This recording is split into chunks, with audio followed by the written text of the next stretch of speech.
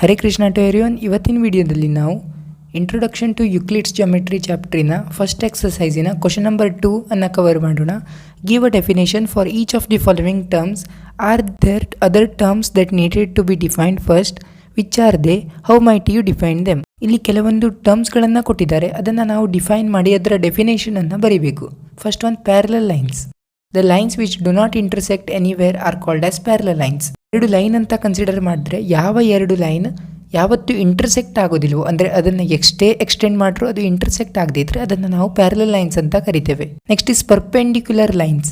ಹಾಗಾದರೆ perpendicular lines ಅಂದರೆ ಏನು? Two lines which are at the right angle to each other are called as perpendicular lines.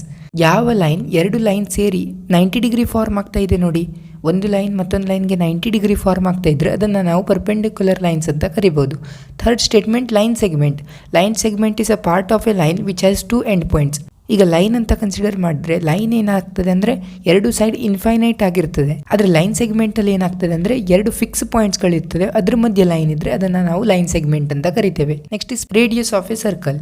at the length of the line segment joining the center of the circle to any point of the circumference are called as radius of circle. Radius of a circle ಅಂದ್ರೆ ಏನು?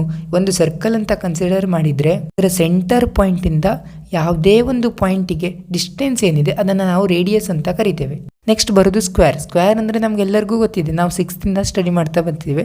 a quadrilateral with all the four sides are equal, all the four angles of measure 3 degree each is called as square.